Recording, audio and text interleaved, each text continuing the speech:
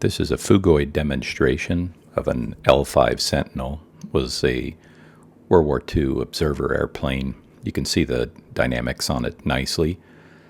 And what I've got here is a chase plane view of the Sentinel in X-plane, flying just a few hundred feet above the ground. It's about 400 feet AGL, facing the Santa Catalina Mountains of my hometown in Tucson.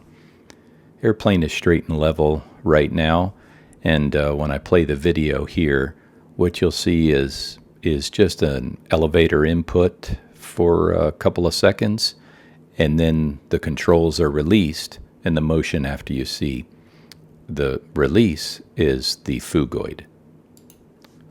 So here the airplane straight and level, there's the nose down, elevator is released, and now everything you see after this is Phugoid. This is all hands off. So you see the airplane pitches up and slows down, goes the other direction.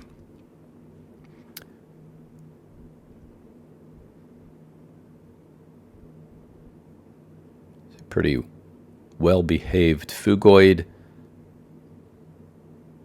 Actually reasonably damped, and that's something we'll talk about in class. Airplanes that have higher damping are typically going to be airplanes that have higher drag. Here's what that motion looks like from inside the cockpit. Slightly different perspective. You can see the elevator's been released just now.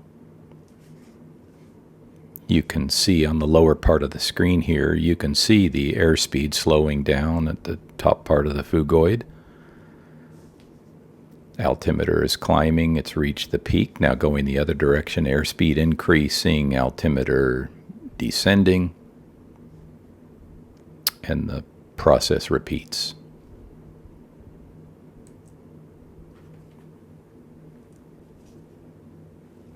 X-plane also has a data output feature, and you can track your flight paths, output all sorts of flight dynamics data. What we've got here is a plot of altitude versus time and airspeed versus time for one of those Phugoids. And you can see here altitude. You can see the airplane going through its Phugoid motion, reasonably well damped actually for a Phugoid, but it's gone through a few cycles there, 2 cycles. And you notice that also in orange here, the airspeed changes throughout the cycles, and it's in phase with the altitude as you'd expect.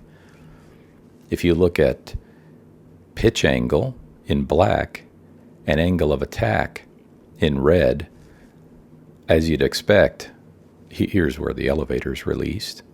Pitch angle is goes through pretty large excursions. You see minus 20 to plus 20 initially.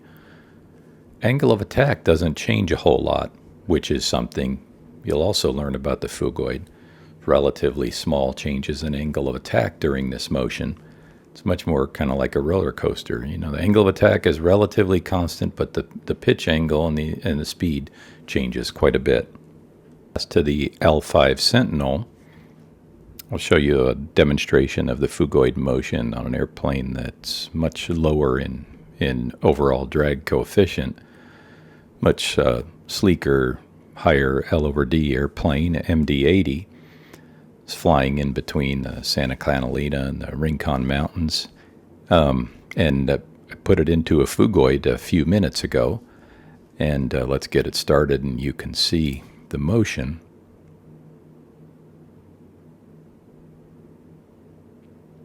Relatively slow Phugoid, long period. And as I mentioned, I mean, this has been going on for a few minutes. I just cut out a segment of the video to show you. airplane was trimmed for straight and level flight. And then elevator input was applied just like before. And you can see just very slowly goes through its Phugoid oscillation.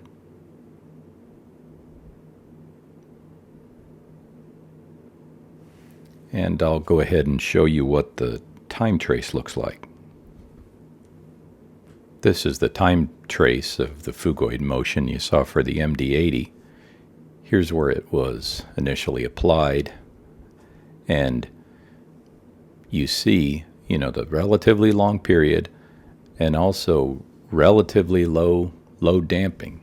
The Phugoid will persist many cycles.